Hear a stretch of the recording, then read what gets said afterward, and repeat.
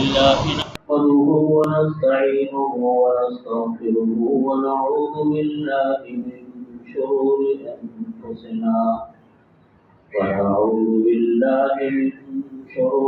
أنفسنا ومن سيئات أعمالنا من يهده الله فلا مضل له ومن يضلل فلا هادي له وأشهد أن لا إله إلا الله وحده لا شريك له وأشهد أن سيدنا وسندنا ومولانا محمدا عبده ورسوله وقال رسول الله صلى الله عليه وسلم يسروا ولا تعسروا وأبشروا ولا تنفروا. بزرگان محترم، برادران عزیز، نبی کریم صلی اللہ علیہ وسلم کی میں نے ایک حدیث شریف آپ کے سامنے پڑھی جس میں نبی کریم صلی اللہ علیہ وسلم نے ارشاد فرمایا کہ تم لوگوں کے لیے آسانیاں پیدا کرو، یسروا ولا تعسروا، آسانیاں پیدا کرو، مشکلات پیدا مت کرو. وابشروا، لوگوں کو تم خوشی کی، سہولت کی باتیں بتایا کرو، اس کے کام کیا کرو. ولا تنفروا، لوگوں کو نفرت مت دلایا کرو، لوگوں کو متنفر مت کیا کرو. عجیب ارشاد ہے آقا علیہ الصلوۃ والسلام کا، جو ہم سب کے لیے سبق بھی ہے، ہم سب کی اصلاح کے لیے. فرمایا کہ آسانیاں پیدا کرو، یعنی جائز حدود میں رہتے ہوئے ہم جو آسانیاں لوگوں کے ساتھ پیدا کر سکتے ہیں وہ ہم پیدا کریں. ایک اصول پہلے سمجھ لیجیے ساری باتوں سے پہلے، اور وہ اصول ہر جگہ کام آئے گا. وہ اصول یہ ہے کہ اللہ اور اس کے رسول کی مخالفت جائز نہیں، اس کے حکموں کی مخالفت جائز.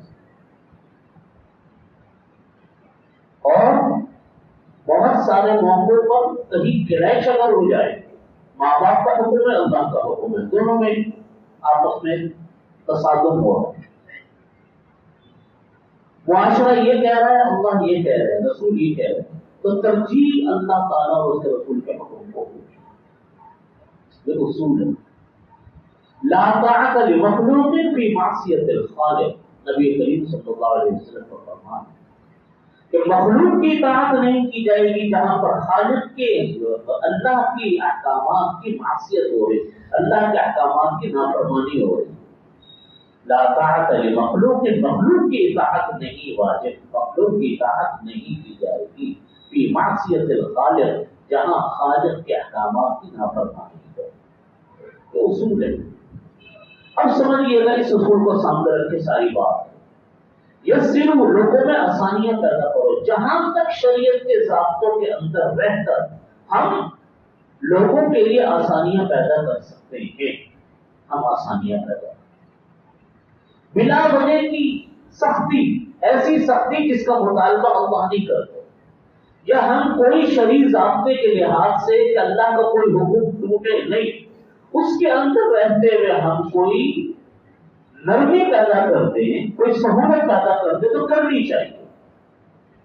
بلا وجہ کی سختی نہیں کرنی چاہیے. اب دیکھیے بہت سارے لوگ دین کے کام کو، شریعت کے کام کو اس لیے ترک کر دیتے ہیں، چھوڑ دیتے ہیں کہ ان کو شرم آ رہی ہوتی ہے لوگوں کو کے سامنے وہ کام کرتے ہیں. مثلا نماز پڑھتے ہوئے شرم آ رہی، یہاں نماز پڑھ لیں گے تو لوگ کیا کہیں گے کہ یہ تو بڑا بیکورڈ آدمی. نماز اگر پڑھی جا رہی ہے اپنی جگہ کے اوپر، اس سے کسی کو کوئی تکلیف نہیں، راستے میں نہیں پڑ رہا. پھر انسان کا یہ شرمانا، انسان کا یہ خیال کرنا، یہ حرام ہے، جائز نہیں. یہ تکبر ہے کہ ہم اللہ تعالیٰ کے احکامات کے آگے ہم لوگوں سے شرما رہے ہیں. یہ تکبر ہے، یہ جائز نہیں ہے. کیوں چھوڑ رہا ہے؟ جس طرح کوئی کام کرنے میں ریاکاری ہے، اسی طرح کسی کام کے نہ کرنے کے اندر بھی تکبر اور ریاکاری. کیا دکھانا چاہتے ہیں کہ ہم کوئی اللہ سے بڑی مخلوق میں نہ ہو گا؟ ہمارے ہاں یہ بات بہت بڑھ رہی ہے کہ ہم اپنی دینی اقدار کو، ہم دینی احکامات کو، اللہ اور اس کے رسول کے بتائے ہوئے طریقوں کو، سنت کو اس لیے کرتے ہوئے شرماتے کہ لوگ ہمیں کیا کریں گے. میں نے جیسا عرض کیا کہ آسانیاں پیدا کرنی چاہیے، نفرت دلانی چاہیے، لیکن اگر کسی چیز کی آسانیاں پیدا کرنے میں اللہ کا کوئی حکم ٹوٹتا ہے، اللہ کا کوئی حکم ختم ہوتا ہے، نبی علیہ الصلوۃ والسلام کا کوئی حکم ٹوٹتا ہے، وہ ختم ہوتا ہے، تو پھر انسان کو شرمانا نہیں چاہیے، اللہ کا حکم پورا کرنا چاہیے. ہاں کوئی موقع ایسا ہے کہ وہ کام ابھی بھی ہو سکتا ہے، ابھی ہونے میں لوگوں کو تکلیف ہے، اور وہ کام بعد میں بھی ہو سکتا ہے، اس میں تکلیف نہیں لوگوں کو. تو ایسے موقع کے اوپر آسانیاں لوگوں کے ساتھ کرنی چاہیے، لوگوں کو تکلیف سے بچانا چاہیے. مثلا کسی ایسی جگہ کے اوپر نماز کا وقت ہو گیا، آپ جہاز میں سفر کر رہے ہیں، ریل گاڑی میں سفر کر رہے ہیں، بسوں میں سفر کر رہے ہیں، کہ ہم آگے 1 گھنٹے کے بعد پہنچ کر، 1.5-2 گھنٹے کے بعد پہنچ کر اپنی منزل پہ بھی نماز پڑھ سکتے ہیں.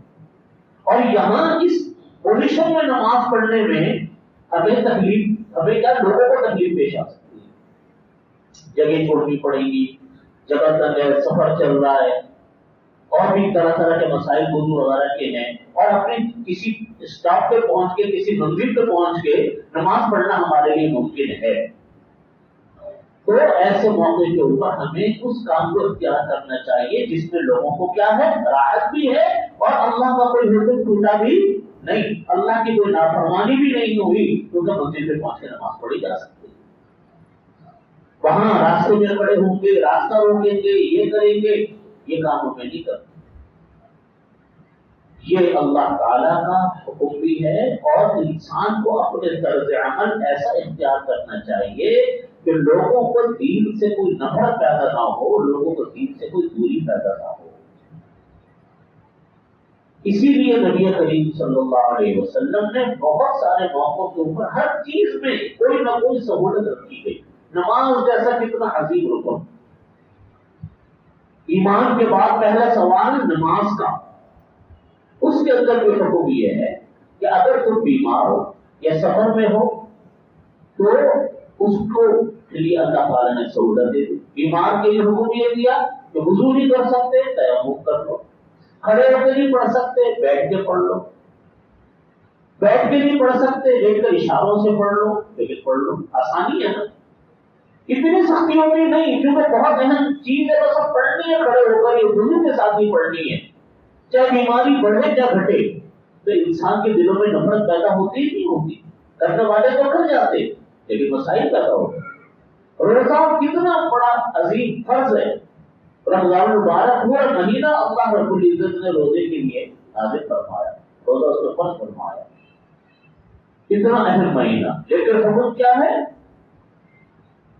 فَإِنْ كَانَ مِنْكُمْ مَرِيضًا أَوْ عَلَىٰ سَفَرٍ فَعِدَّةٌ مِنْ أَيَّامٍ أُخَرَ. اگر تم میں سے کوئی مریض ہے یا سفر میں بھی یہ نہیں کہا کہ کوئی مشقت والا سفر ہو، نہیں، بس سفر ہے، چاہے کنڈیشن گاڑی میں سفر کر رہے ہو لیکن سفر ہے، فَعِدَّةٌ مِنْ أَيَّامٍ أُخَرَ. اب مرضی ہے دوسرے وقت میں رکھنا چاہو روزے رکھ لو، تمہارے چھوڑنے کی اجازت. احکامات اس لیے دیے گئے کہ اللہ تعالیٰ نے یہ سہولتیں رکھی ہیں، یہی معاملات ہر چیز کے اندر چلتے ہیں. غسل ہے، اگر غسل فرض ہو گیا، انسان ناپاک ہے اور کوئی بیماری بڑھ گئی، بیماری آ گئی، بخار آ گیا، کوئی اور ایسا مسئلہ ہو گیا، اب غسل کرنے میں اس کو کوئی تکلیف ہے، مرض کے بڑھنے کا اندیشہ ہے، اور ڈاکٹر کہتے ہیں کہ غسل نہ کریں، تو منہ کر کے نماز پڑھ لیں، لیکن پڑھ لیں، اب دیکھو سہولت ہے۔ یہی بات اللہ رب نبی کریم صلی اللہ علیہ وسلم فرما رہے یسروا ولا تعسروا، نرمی اختیار کرو، سہولتوں پیدا کرو، ولا تعسروا، سختیاں مت کرو، وابشروا، لوگوں کو محبت دو، خوشخبریاں دو، اچھی باتیں دو، ولا تنفروا، متنفر مت کرو۔ بس اصول وہی ہے جو میں نے آپ کے سامنے رکھا کہ اللہ کا حکم نہ ٹوٹے اور نبی علیہ الصلوۃ والسلام کا حکم نہ ٹوٹے، ان کے حکموں کے دائرے میں رہ کر آپ کو جو کام کی سہولت نہ کر سکتے ہو وہ کرنا چاہیے۔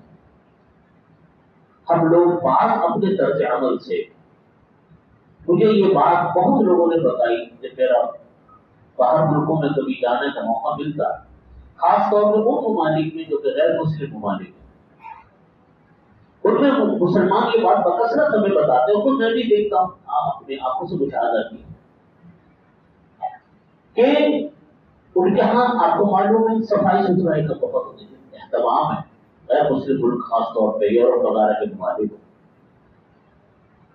اور وہ گندگیوں کو، ان کا مزاج ہی ایسے ہی گندگی کو تو شریعت نے بھی پسند نہیں کیا، لیکن یہ شامت اعمال ہم لوگوں کی ہے کہ ہم لوگ خود گندگی پھیلاتے ہیں۔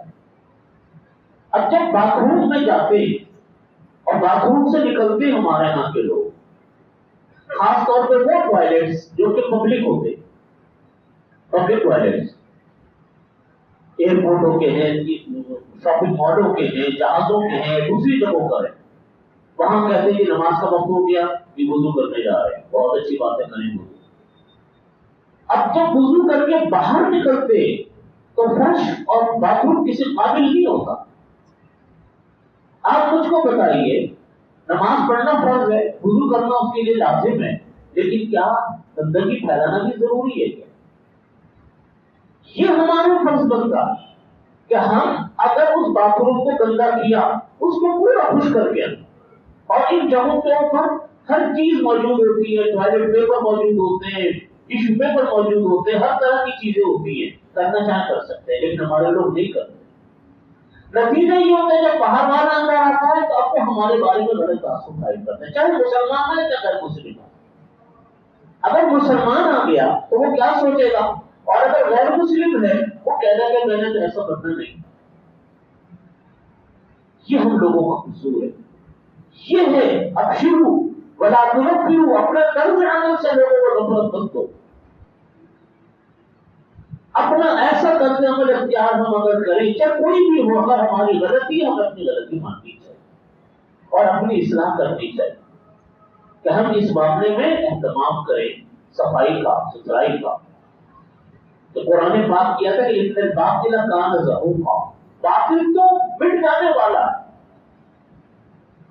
باطل جو ہے وہ ختم ہونے والا، لیکن ہمارے ہم لوگ دیکھتے ہیں کہ جو باطل طاقتیں ہیں وہ تو اٹھ کر آسمان پر جا رہی ہیں، اور اہل حق طاقتیں وہ زمین پر جا رہی ہیں۔ کیوں؟ حضرت مفتی صاحب رحمۃ اللہ علیہ، مفتی شفیع صاحب رحمۃ اللہ علیہ فرمایا کرتے تھے باطل میں کبھی اٹھنے کی صلاحیت نہیں ہوتی، ان کے ساتھ حق چیزیں لگ جاتی ہیں جو ان کو اٹھا کر اوپر اٹھاتی ہیں، باطل میں کبھی پڑھنے کی صلاحیت نہیں۔ ہمارے لوگ کہتے ہیں کہ ہم لوگ اسلامی پر عمل کرتے ہیں لیکن ہم لوگ پیچھے جا رہے ہیں، غیر مسلم طاقتیں اسلام پر عمل نہیں کرتی، وہ اوپر جا رہی۔ یاد رکھیے باطل میں اوپر جانے کی صلاحیت نہیں، باطل کے ساتھ حق چیزیں ملتی ہیں تو اوپر جائے۔ دیانت، امانت، جھوٹ نہ بولنا، سچ بولنا، یہ شریعت کے احکامات ہے۔ کسی کو تکلیف نہ دینا، انصاف کرنا، انصاف کتنی بڑی چیز ہے۔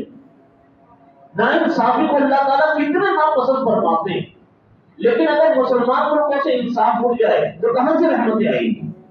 مسلمان لوگوں سے سچ اٹھ جائے، جھوٹ کر چاروں طرف راج ہو تو کہاں سے اللہ کی رحمت اترے گی؟ اپنے غارت گری عام ہو، دوسروں کے ساتھ نا انصافی عام ہو تو کہاں سے رحمتیں آئے گی؟ اور یہی چیزیں اگر غیر مسلموں کے ساتھ لگ گئی ان کو اٹھانے کے اوپر لے جائے گی۔ جس وقت دوسری جنگ عظیم چل رہی تھی اور ہٹلر کی فوجیں ایک سے ایک ملک، دوسرے ملک، تیسرے ملک کو ایک ایک دن میں فتح کر رہی تھی، ان کا ناشتہ کسی ملک میں ہوتا تھا، دوپہر کا کھانا کسی ملک میں ہوتا تھا، رات کا کھانا کسی ملک میں ہوتا تھا۔ اس تیزی کے ساتھ ان کی فتوحات کا سلسلہ تھا۔ جرمن جو تھے نازی ہٹلر، اور دوسری طرف یہ برطانیہ تھا اور اس کے اتحادی ممالک تھے۔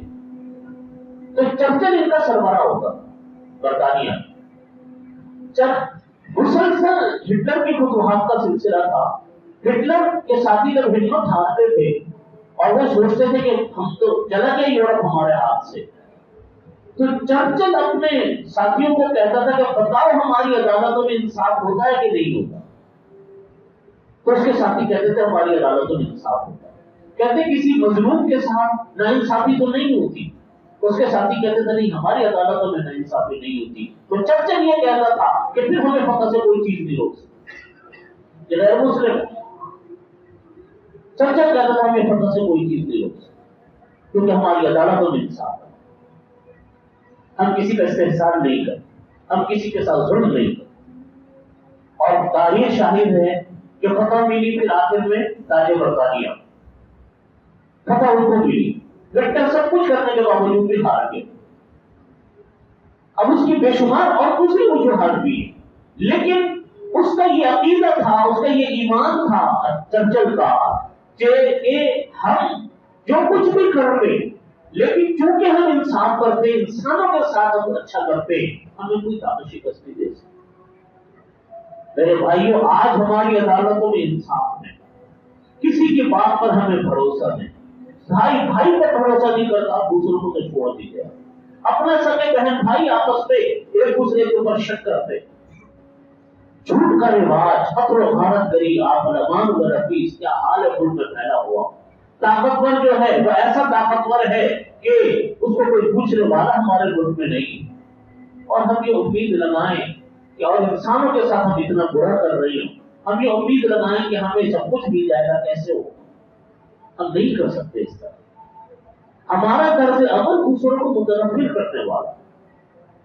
تنفر کس طریقے سے ہوگا؟ نفرتیں کس طریقے سے پھیلتی ہیں؟ بازار گئے دھوکہ کھا کے آ گئے، ہم نے دیکھا کہ کہا یہ تھا نکلا یہ، قیمتوں کو چیک کیا تو یہاں دھوکہ کھا لیا، کسی کی بات پر بھروسہ کیا تو وہاں دھوکہ کھا لیا، زمینوں پہ قبضے ہو رہے ہیں، جائیدادوں پہ قبضے ہو رہے ہیں، عدالتوں میں جائیں تو رشوت خوری کا ایک عالم آپ کے سامنے آتا ہے، کوئی سمجھ نہیں آتی انسان جائے تو کدھر جائے۔ فریاد لے کر انسان اپنے مختلف محکموں کے پاس جاتا ہے، وہاں طرح طرح کی دھکے اور ٹھوکریں کھا کے آتا ہے۔ تو بتائیے جب انسان اتنا رو رہا ہو، اللہ کی مخلوق کے ہاتھوں اتنی پریشان ہو، تو بتائیے امن و امان کہاں سے آئے، خوشیاں کہاں سے ملے؟ یہ تو ہم سب کے اجتماعی کرنے کے کام۔ میں بار بار یہ بات عرض کرتا ہوں، اس میں بنیادی چیز ہماری تعلیم و تربیت ہے۔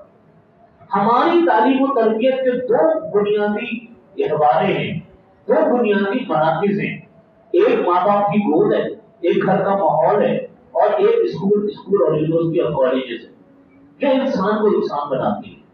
یہ دونوں تعلیم و تربیت سے خالی ہو جائیں تو انسان بھیڑیا نہیں بنے گا تو کیا بنے گا؟ آج ہمارے اسکولوں میں یہ تو پڑھایا جائے گا کہ جناب انگلینڈ کی سیر ہو رہی ہے، پکڈلی کی سیر ہو رہی ہے، فلانے شہر کی سیر ہو رہی ہے، پڑھائی چلے جا رہے ہیں کئی سال۔ تو وہ ایسی چیزیں جو نہ کسی کے کام آنے والی، نہ کسی سے اس کا کوئی تعلق، بس ایک نصاب میں بنا ہوا مقصود ہے کہ کسی طرح انگریزی سیکھ لو اور کچھ۔ وہی بچے جو کل اسکولوں میں پڑھتے تھے آج وہ ماں باپ ہیں، آج ان کے بچے وہ کہاں سے تربیت کریں گے جب ان کو تربیت نہیں ملی؟ حضور کو پلٹ کر ہمارے اوپر ہی آتا ہے نا، حضور کو پلٹ کر اپنے اوپر آتا ہے کہ ہم تربیت کیا دے رہے ہیں بچوں کو۔ کیا ہم میں سے کتنے ماں باپ نے مجھے بتائیے بچوں کو یہ سکھایا ہوگا کہ بیٹا دیکھو سچ بولا کرو، جھوٹ بولنا بہت بڑا گناہ۔ کتنے ماں باپ نے سکھایا اپنے بچوں کو؟ کتنے ماں باپ نے یہ کہا ہوگا کہ بیٹا گھر میں حرام پیسہ نہیں آنا چاہیے، حرام مال اللہ کا عذاب لے کر آتا ہے؟ کتنے انسانوں نے سکھایا ہوگا؟ وعدہ کرو تو بیٹا پورا کرو، وعدے کو نافرمانی مت کرنا۔ کتنی بات پر ہم نے اپنے بچے کو سزا دی ہوگی، ناراضگی کا اظہار کیا ہوگا۔ آج ہمارے سامنے بچے جھوٹ بولتے ہیں، ہمارے سامنے بچے گندی فلمیں دیکھتے ہیں، ہمیں معلوم ہے کہ بچوں کے ہاتھوں میں موبائل اور وہ طرح طرح کے غلط کام چیزیں کر رہے ہیں، لیکن ہم میں سے کتنے انسان اس کو دیکھتے ہیں اور کتنے انسان اس کو ایکشن لیتے ہیں؟ جب ہم جو مسیحا ہیں، جو سنبھالنے والے ہیں، جو بچوں کو بنانے والے ہیں، جو بچوں کی تربیت کرنے والے ہیں، وہی ہر غلطی پر چپ بیٹھے ہوئے ہیں، تو کہاں سے ہمارے بچے بڑے ابھر پڑے؟ آج کتنے لوگ، آج مجھے بتائیے خاندان کے دوستوں کے کتنے لوگوں نے بڑے بڑے رشوت خوروں کو یہ کہا ہوگا کہ بھائی تم رشوت مت لیا کرو، تم سود مت لیا کرو، تم دھوکہ مت دیا کرو، تم جھوٹ مت بولا کرو. تو بتائیے معاشرے میں نفرت نہیں پھیلی کے بچا کر. یہ طرز عمل تو نفرت لانے والا، یہ طرز عمل محبت لانے والا نہیں. اس لیے حدیث شریف میں نبی کریم صلی اللہ علیہ وسلم کی اللہ تعالیٰ مجھے بھی عمل کی توفیق عطا فرمائے، آپ کو بھی. یسروا ولا تعسروا، آسانیاں پیدا کرو، ولا تعسروا، تنگی پریشان تنگیاں مت پیدا کرو. ابشروا، لوگوں کو خوشیاں دو، لوگوں کو خوشی کی باتیں بتاؤ. ولا تنفروا، نفرت مت دو، نفرت مت پھیلاؤ. اصول یہی ہے کہ ان سب چیزوں کو ایک دائرے میں رہ کے کرنا ہے. وہ دائرہ کس کا ہے؟ اللہ اور اس کے رسول کی نافرمانی کا ہے. اس کے دائرے کے اندر رہ کر ہمیں یہ کام کرنا ہے. اللہ تعالیٰ ہم سب کو اس کے عمل کی توفیق عطا فرمائے.